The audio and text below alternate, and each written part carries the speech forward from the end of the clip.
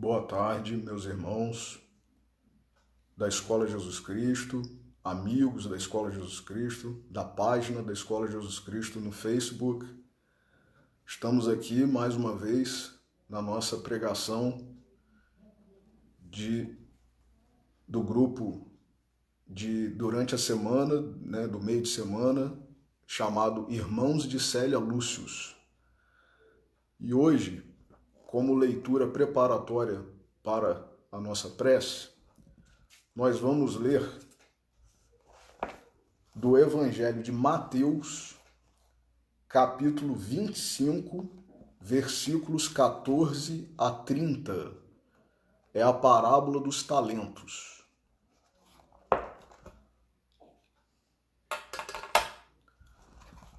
O Senhor age como um homem que, tendo de fazer longa viagem fora do seu país, chamou seus servidores e lhes entregou seus bens. Depois de dar 5 talentos a um, 2 a outro e 1 a outro, a cada um segundo a sua capacidade, partiu imediatamente. Então, o que recebeu 5 talentos foi-se, negociou com aquele dinheiro e ganhou 5 outros. O que recebera 2, ganhou do mesmo modo outros tantos. Mas o que apenas recebera 1, cavou um buraco na terra e aí escondeu o dinheiro do seu amo. Passado longo tempo, o amo daqueles servidores voltou e os chamou a contas. Veio o que recebera 5 talentos e lhe apresentou outros 5, dizendo: Senhor, entregaste-me 5 talentos. Aqui estão, além desses, mais 5 que ganhei. Respondeu-lhe o amo: servidor bom e fiel, pois que foste fiel em pouca coisa, confiar-te-ei muitas outras. Compartilha da alegria do teu senhor. O que recebera 2 talentos, apresentou-se a seu turno e lhe disse: Senhor, entregaste-me 2 talentos. Aqui estão, além desses, 2 outros que ganhei. O amo lhe respondeu: bom e fiel servidor, pois que foste fiel em pouca coisa, confiar-te-ei muitas outras. Compartilha da alegria do teu senhor. Veio em seguida o que recebera apenas 1 talento e disse: Senhor, sei que és homem severo, que ceifas onde não semeaste e colhes de onde nada puseste. Por isso, como te temia, escondi o teu talento na terra, aqui o tens. Restituo o que te pertence. O homem, porém, lhe respondeu: servidor mau e preguiçoso, se sabias que ceifo onde não semeei e que colho onde nada pus, devias pôr o meu dinheiro nas mãos dos banqueiros, a fim de que, regressando, eu retirasse com juros o que me pertence.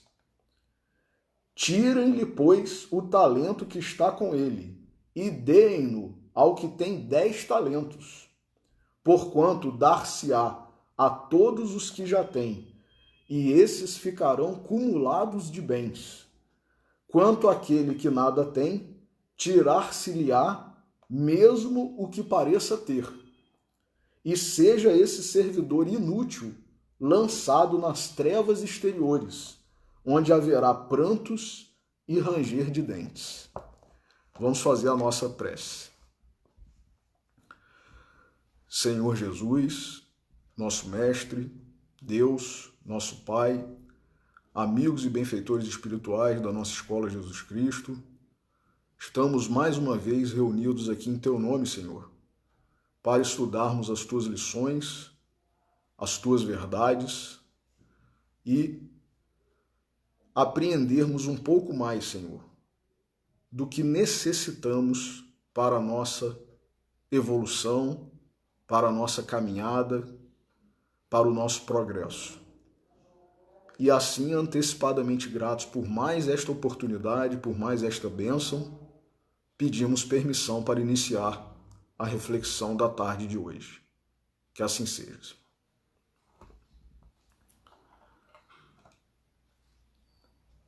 Meus irmãos,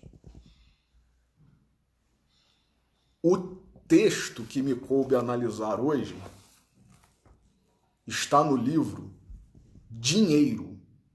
O nome do livro é Dinheiro, de autoria de Emmanuel, psicografado por Francisco Cândido Xavier. O título do texto é Sejamos Ricos em Jesus. É o capítulo 11 do livro Dinheiro. Nós vamos ler o texto e, após a leitura, faremos um breve comentário, né, com a ajuda, o auxílio, os esclarecimentos, não apenas do próprio Emmanuel, como também de Kardec, Allan Kardec, e dos espíritos que responderam a questionamentos envolvendo este assunto, e também ao próprio Kardec, quando tece alguns comentários em relação a isso. E na parte de instruções dos espíritos também, no livro Evangelho segundo o Espiritismo. Então, o texto de Emmanuel, Sejamos Ricos em Dinheiro, nos ensina o seguinte: quem julga pelas aparências quase sempre esbarra na areia móvel das transformações repentinas a lhe solaparem o edifício das errôneas conclusões. Existem criaturas altamente tituladas nas convenções do mundo, que trazem consigo uma fonte viva de humildade no coração, enquanto que há mendigos de rosto desfigurado que carregam no íntimo a névoa espessa do orgulho a empanar-lhes o entendimento. Vejamos, Emmanuel, o que está a nos dizer, meus irmãos. Há ricos que são maravilhosamente pobres de avareza e encontramos pobres, lamentavelmente, ricos de sovinice. Somos defrontados em toda parte por grandes almas que se fazem humildes a serviço do Senhor, na pessoa do próximo, e frequentemente surpreendemos espíritos rasteiros envergando túnicas de vaidade e dominação. Jesus, louvando os pobres de espírito, não tecia encômios à ignorância, à incultura, à incipiência ou à nulidade, e sim, exaltava os corações simples que descobrem na vida, em qualquer ângulo da existência, um tesouro de bênçãos, com o qual é possível o enriquecimento efetivo da alma para as alegrias da elevação. Pobres de espírito, na plataforma evangélica, significa tão somente pobres de fatuidade, de pretensos destaques intelectuais, de supostos cabedais de inteligência. É necessário nos acautelemos contra a interpretação exagerada do texto, em suas expressões literais, para penetrarmos o verdadeiro sentido da lição. A pobreza e a pequenez não existem na obra divina.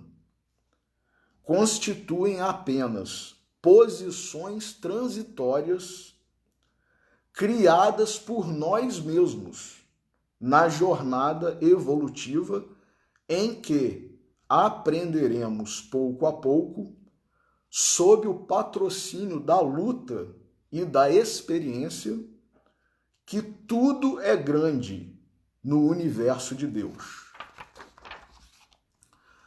Todos os seres, todas as tarefas e todas as coisas são peças preciosas na estruturação da vida. Onde estiveres, faze-te espontâneo para recolher a luz da compreensão. Aligemos os farrapos dourados da ilusão que nos obscurecem a alma, estabelecendo a necessária receptividade no coração, e entenderemos que todos somos infinitamente ricos de oportunidades de trabalhar e servir, de aprender e aperfeiçoar infatigavelmente. O ouro será muitas vezes difícil provação, e os cimos sociais na terra, quase sempre são amargos purgatórios para a alma sensível, tanto quanto a carência de recursos materiais é bendita escola de sofrimento, mas a simplicidade e o amor fraterno, brilhando por dentro de nosso espírito, em qualquer situação no caminho da vida, são invariavelmente o nosso manancial de alegrias sem fim. Que texto, meus irmãos, que texto de Emmanuel, não poderia ser diferente, né? O nosso professor, considerado pelos espíritas como o quinto evangelista, por ter aquela obra maravilhosa, que é a coleção Fonte Viva, né? 4 volumes, Fonte Viva, Caminho, Verdade e Vida, Vinha de Luz e Pão Nosso. 4 livros com interpretações de Emmanuel sobre versículos do Novo Testamento. Que obra, meus irmãos! E esse livro, esse texto de hoje também, um texto excelente, maravilhoso. E nós podemos refletir sobre esse texto agora de forma, vamos reler, fazendo alguns comentários em relação a alguns parágrafos, que são os seguintes, que depois nós faremos a ligação, a correlação com o Livro dos Espíritos e o Evangelho segundo o Espiritismo. Quem julga pelas aparências quase sempre esbarra na areia móvel das transformações repentinas a lhe solaparem o edifício das errôneas conclusões. Ou seja, muitas vezes aquilo que nós concluímos com base nas aparências muda. É isso que Emmanuel está falando. Nós vemos uma pessoa bem vestida, com uma aparência de rica, de poderosa, e passam-se alguns anos, daqui a pouco nós veremos essa mesma pessoa numa condição miserável. Ou o contrário, nós vemos uma pessoa pobre, em andrajos, mal vestida, magérrima por não poder se alimentar adequadamente em razão da sua situação de miséria, e mais tarde nós vemos essa mesma pessoa arrumada, vestida, e ficamos, tanto numa situação como noutra, ficamos observando, será que é aquela pessoa mesmo que eu conheci? Está tão diferente, está tão mudado, tanto o rico que passa a ser pobre, quanto o pobre que passa a ser rico. E continua Emmanuel, existem criaturas altamente tituladas nas convenções do mundo que trazem consigo uma fonte viva de humildade no coração. Então, o fato de a pessoa ser muito culta, muito rica, né, ser considerada por muitos uma intelectual, né, uma pessoa intelectual e uma pessoa riquíssima, muitas vezes poderosa até, né, ser a autoridade de um município, de um estado, de um país ou de uma instituição, isso é sinônimo. Isso quer dizer que aquela pessoa é um poço de orgulho, né? É muito prepotente? Não. Emmanuel está dizendo aqui, existem criaturas altamente tituladas nas convenções do mundo, quer dizer, perante os nossos olhos aqui mesmo, de que aquela pessoa é bem-sucedida, né? Aquela pessoa é rica, é poderosa, é culta, é intelectual. Mesmo nessa convenção mundana, essas pessoas trazem consigo, algumas vezes, né? Não são todas, algumas, fonte viva de humildade no coração. Enquanto que há mendigos, diz Emmanuel, de rosto desfigurado, que carreiam no íntimo a névoa espessa do orgulho a empanar-lhes o entendimento. Quantas pessoas, né, nós talvez não já estivemos com elas e pedindo, né, ajuda, e nós oferecemos o que tínhamos no momento e a pessoa recusou ou falou alguma frase agressiva para nós, né, ou, enfim. E minha mãe, né, a Glenda, né, que todos conhecem, ela conta uma história que ela vivenciou quando ela era jovem, de um mendigo que bateu a porta de sua casa e sua mãe o atendeu e o concedeu, né, um prato de comida né, que havia, porque no momento estavam sem dinheiro lá e a família da minha mãe não era uma família abastada financeiramente. Então minha avó, que era uma pessoa muito generosa, muito caridosa, ela, condoída com a situação daquele mendigo, entregou um prato de comida a ele, que era o prato que eles haviam, de que se haviam alimentado, né, há pouco ainda, na sua refeição.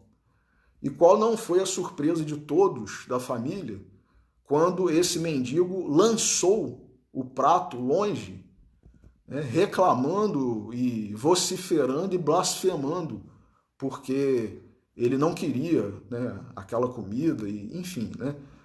Então é exatamente isso. Né?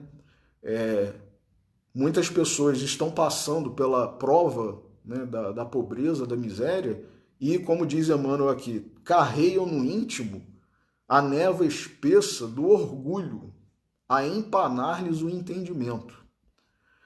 E continua, Emmanuel, há ricos que são maravilhosamente pobres de avareza.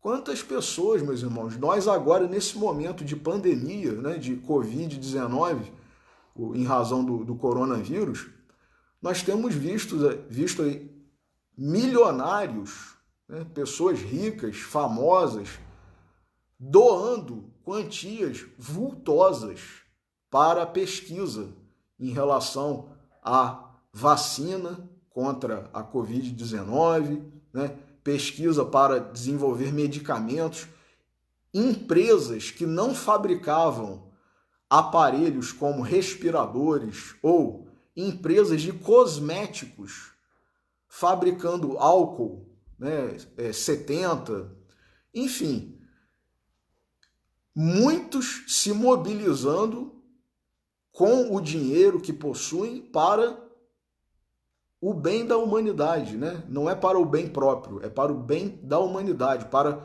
tentar minorar o sofrimento que está acontecendo neste momento em razão dessa pandemia e até saindo da sua linha de produção, né? Isso é o verdadeiro, né, altruísmo, é a verdadeira caridade. poderiam doar dinheiro simplesmente, né, como muitos estão fazendo e que é muito bom, né, nós devemos destacar, muito louvável. Mas empresas há que estão saindo da sua linha de produção e produzindo respiradores, né, álcool 70, né, álcool em gel, álcool líquido, né, e, inclusive nós vemos até aqui em Campos, por exemplo, devemos destacar o IFE, né, o Instituto Federal Fluminense, está com um grupo de pessoas produzindo álcool, produzindo máscaras e outras pessoas também, né, se mobilizando, cada uma em sua cidade, para tentar, né, colaborar de alguma forma para diminuir o sofrimento e a duração dessa pandemia. Então, eu vi um vídeo em que pessoas ao redor do mundo todo, meus irmãos, estão se mobilizando para doar gêneros alimentícios a pessoas que estão em condição de miséria, né, sem ter o dinheiro para sobreviver, em razão também do isolamento, da quarentena, né, não estão podendo sair para trabalhar e, ao contrário de muitos de nós, essas pessoas não têm reservas, não têm alimento na sua despensa, elas dependem do seu trabalho diário ou da caridade diária para poderem sobreviver. E muitas pessoas ao redor do mundo todo estão se unindo, se mobilizando para ajudarem essas pessoas. E qual não foi, né, a maravilhosa, a grata surpresa que eu tive ao ver este vídeo, quando vi que pessoas pobres, que não têm uma condição financeira abastada, né, de conforto, e são pessoas pobres. Muitas não podiam doar uma cesta básica, mas não deixaram de colaborar, meus irmãos. Cada uma pegava, por exemplo, um pacote de macarrão na sua pobreza, e eu vou doar aqui um pacote de macarrão. Vou doar 1 quilo de feijão, vou doar 1 quilo de arroz. E se mobilizaram com o pouco que tinham. É o óbolo da viúva, né, que Jesus destacou que não é parábola, é fato que aconteceu, né? Aquela mulher que era uma viúva pobre, possuía uma moedinha que não valia quase nada, mas que para quem vive na miséria faz diferença. E ela, com o seu amor, com a sua caridade, com a sua solidariedade, doou aquele pouco que Jesus destacou, lhe faria falta. Então é isso. A gente tem visto, graças a Deus, pessoas se unindo, se mobilizando para colaborar. E muitas delas tirando do que provavelmente lhes fará falta. Então continua aqui, Emmanuel. Há ricos maravilhosamente pobres de avareza e encontramos pobres, lamentavelmente ricos de sovinice. Muitos, ao contrário de tudo isso que nós falamos agora, estão se aproveitando da situação para enriquecer cada vez mais, para vender um produto 3, 4, 5 vezes mais caro do que o preço normal quando não estávamos nessa época de pandemia. Então, e outras pessoas, né, que poderiam estar colaborando com uma doação, estão, né, correndo para os supermercados ou tentando estocar o máximo em casa para não passar necessidades, né? E como destacou Lauren na pregação de domingo, o último domingo agora, muitas vezes esses produtos expiram a validade, chegam, né, a termo de validade e nós jogamos fora sem ao menos utilizarmos. Produto fechado, nós jogamos fora sem utilizar. Isso é sinônimo de quê? De que nós estamos comprando mais do que necessitamos, né? Então isso é um sinal, né, um sintoma de egoísmo. Mas enfim, continuando Emmanuel aqui. Somos defrontados em toda parte por grandes almas que se fazem humildes, a serviço do Senhor, na pessoa do próximo. E frequentemente surpreendemos espíritos rasteiros envergando túnicas de vaidade e dominação. É aquilo, né? O espírito evoluído, quanto mais evoluído ele é, mais humilde ele é. Mais humilde ele é. Ele não se valoriza, ele acha que ele é um nada, né? E ao contrário, nós que somos involuídos, somos imperfeitos, estamos no mundo de provas e expiações, que, como disse Glenda ontem, é o segundo da escala evolutiva dos mundos. Nós nos achamos o máximo, né? Achamos que nós somos muito inteligentes, somos muito importantes, né? Somos muito isso, muito aquilo. Nós não somos nada, meus irmãos. Nós não somos nada. O exemplo mais próximo que nós temos de alguém que é uma alma evoluída, né? Altíssima em espiritualidade, em grandeza, e que se achava um nada, foi o nosso querido Chico Xavier. Muitas vezes, meus irmãos, todos devem conhecer, né, esse fato que eu vou citar agora aqui. Muitas vezes, Chico Xavier, quando era abordado por alguém que pedia uma dedicatória dele num livro, né, um autógrafo, ele escrevia algumas palavras carinhosas para a pessoa e assinava Cisco Xavier. Aí a pessoa, muitas vezes, quando ia ver a dedicatória, voltava a ele: Chico, você errou aqui o seu nome, você escreveu Cisco Xavier. Aí ele: não, minha filha, é que eu sou um cisco mesmo. Não errei, não, é isso mesmo, eu sou um cisco. Então, outra história também curiosa e engraçada, né, de Chico. Uma mulher chegou abordando Chico dizendo: Chico, eu descobri o que eu fui na época dos cristãos, dos primeiros cristãos. Aí ele: minha filha, o que você foi? Ela: eu fui uma mártir do cristianismo. E você, Chico? Você foi o quê? Ele: minha filha, provavelmente eu fui a pulga do leão que devorou muitos mártires. Então, olha a grandeza de um espírito, né, que se reconhece como um nada, sendo uma alma que ajudou e continua ajudando todos nós com o seu tempo, com o seu amor, com a sua dedicação.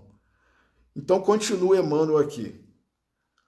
Jesus, louvando os pobres de espírito, não tecia encômios à ignorância. O que é pobre de espíritos? Né? Teresa também, na sua última pregação, falou sobre isso. A nossa irmã Teresa. Pobre de espírito é o ignorante? Pobre de espírito é o inculto? Pobre de espírito é o incipiente? Pobre de espírito é o nulo? Segundo Emmanuel, Jesus, louvando os pobres de espírito, não tecia encômios à ignorância, ou seja, pobre de espírito não é ignorante, a incultura, ou seja, pobre de espírito não é o inculto, a incipiência, ou seja, pobre de espírito não é o incipiente, aquele sujeito que não tem muito valor, né, que não tem muito significado, que não tem muita expressão social, né? E também não tecia encômios a nulidade, aquele sujeito que para nós é nulo, né? É o que a gente no linguajar comum, né, mais vulgar, fala: não fede nem cheira, né? O sujeito não é um zero à esquerda, né? E por aí vai, a gente tecendo frases pejorativas para que, na verdade, expressam o nosso preconceito, né? O nosso orgulho. Jesus não tecia encômios a nada disso quando se referiu a pobres de espírito. E sim, exaltava os corações simples, que descobrem na vida, em qualquer ângulo da existência, ou seja, na pobreza, na riqueza, na cultura ou na ignorância, em qualquer ângulo, um tesouro de bênçãos com o qual é possível o enriquecimento efetivo da alma, para as alegrias da elevação.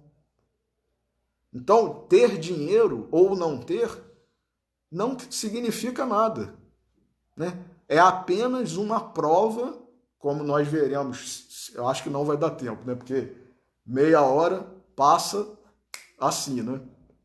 Mas, enfim, eu vou apenas mencionar aqui, peço que os irmãos leiam depois com calma, né? O capítulo do Livro dos Espíritos e do Evangelho segundo o Espiritismo. Então, são provações pelas quais nós estamos passando, e conforme os Espíritos dizem aqui no Livro dos Espíritos, muitas vezes nós escolhemos essas provações. Nós escolhemos essas provações. E quando chegamos aqui, não aproveitamos, né? Se somos pobres, blasfemamos, invejamos os ricos. E se somos ricos, fazemos mau uso do dinheiro, né? Como dizem os Espíritos ali no Livro dos Espíritos e no Evangelho segundo o Espiritismo. Nos tornamos avarentos, né? Egoístas e sensuais. Não apenas no sentido relacionado a sexo.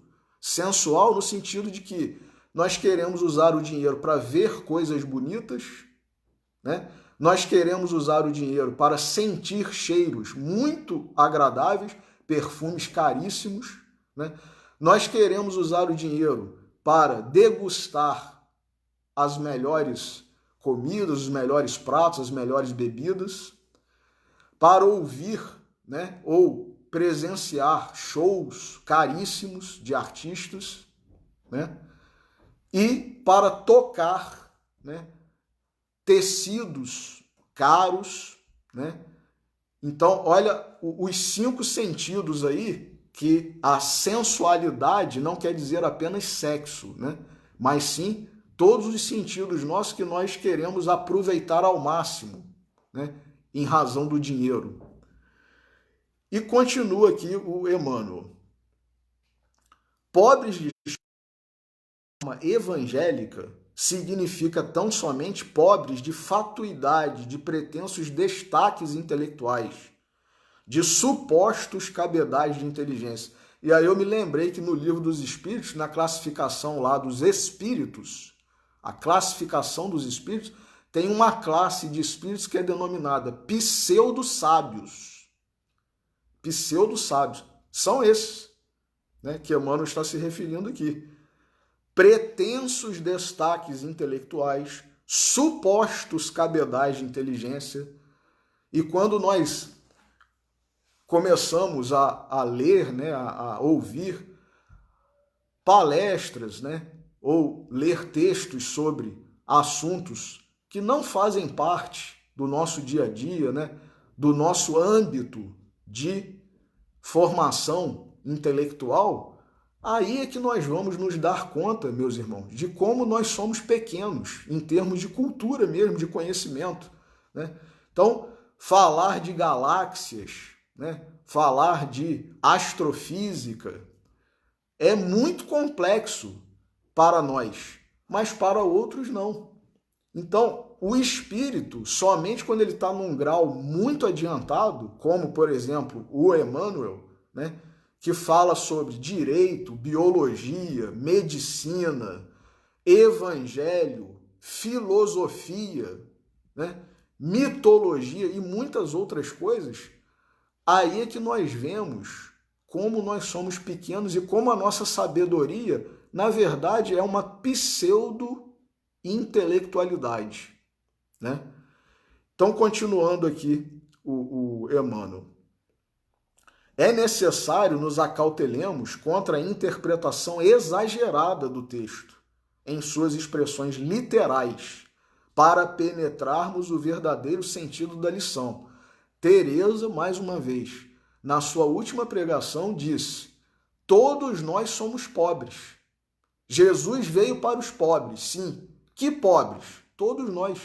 Porque quem está numa situação de abastança financeira também é pobre.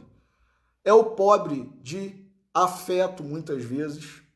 É o pobre de fraternidade, né? Então, todos nós, ricos, pobres, né? É o pobre de saúde, muitas vezes. Tem dinheiro, mas não tem saúde, né? É o pobre de sabedoria, não de conhecimento, de intelectualidade, mas de sabedoria. Tem conhecimento, tem intelectualidade, mas não sabe utilizar aquilo da melhor forma, né? Em benefício próprio e dos semelhantes. Então é um pobre também, né? E Teresa destacou isso. Jesus veio para os pobres, que somos todos nós.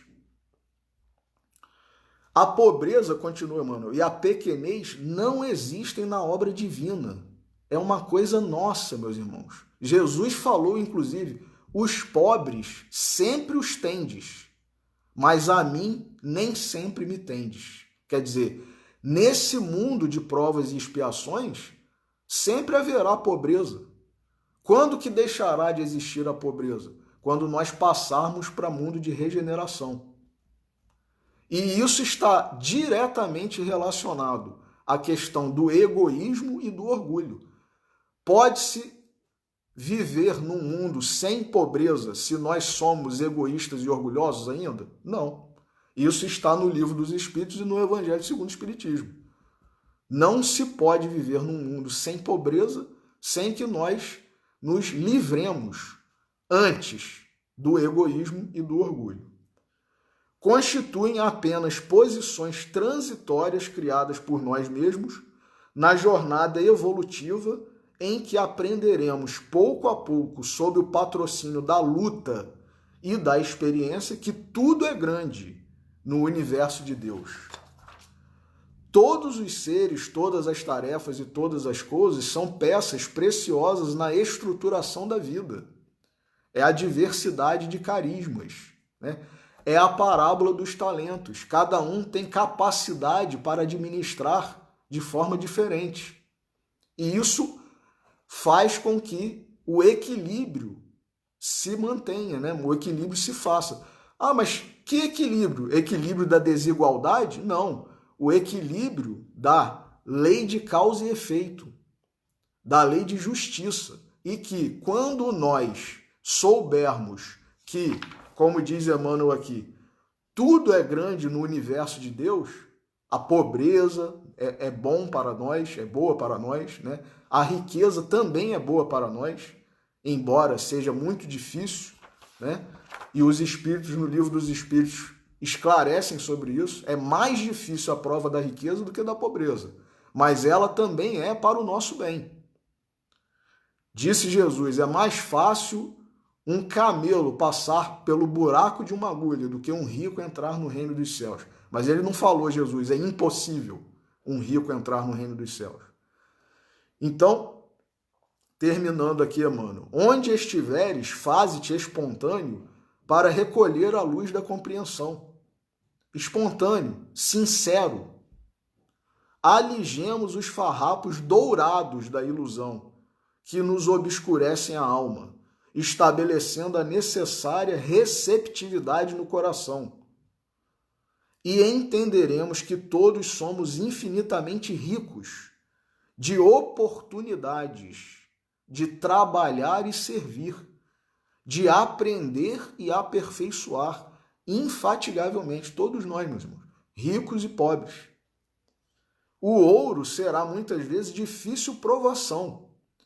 E os cimos sociais da terra quase sempre são amargos purgatórios para a alma sensível, tanto quanto a carência de recursos materiais é bendita escola de sofrimento, mas a simplicidade e o amor fraterno, brilhando por dentro de nosso espírito em qualquer situação no caminho da vida, são invariavelmente o nosso manancial de alegrias sem fim. Então, meus irmãos, apenas convidando os irmãos a lerem, por exemplo, o capítulo 5º da terceira parte do Livro dos Espíritos, Lei de Conservação, que fala aqui sobre gozo dos bens terrenos, necessário e supérfluo. Depois, o capítulo 9º, também do Livro dos Espíritos, terceira parte. Capítulo intitulado Da Lei de Igualdade, fala das desigualdades sociais, das desigualdades das riquezas. E Evangelho segundo o Espiritismo, capítulo 6.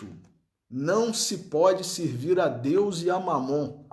Fala-se aqui em utilidade providencial da riqueza, provas da riqueza e da miséria, desigualdade das riquezas, a verdadeira propriedade, o emprego da riqueza, desprendimento dos bens terrenos, enfim. Leiam esses capítulos para enriquecer essa pobre reflexão que nós fizemos agora. Mas o assunto é muito vasto, Nós não teríamos, inclusive, capacidade de esgotar o assunto e muito menos em meia hora, que é apenas para nós refletirmos um pouco sobre os ensinamentos de Jesus e nos sintonizarmos com ele no meio da semana. Então, a última frase que eu diria, encerrando a nossa reflexão: sejamos ricos, meus irmãos, em Jesus, que é o título do capítulo de Emmanuel do livro Dinheiro, que nós lemos na tarde de hoje. Então, que Jesus nos abençoe a todos vocês que estão assistindo, que irão assistir, e que nós, na situação que estamos vivenciando, seja de pobreza, seja de riqueza, seja uma situação mediana, nós tenhamos resignação, nós tenhamos fé, nós sejamos caridosos acima de tudo, benevolentes, fraternos e nos livremos da avareza, do orgulho, do egoísmo, que só assim caminharemos para um mundo de regeneração e para uma situação de menor ou nenhuma desigualdade social e miséria no nosso planeta. Então, que Jesus nos abençoe e fiquem com Deus todos vocês.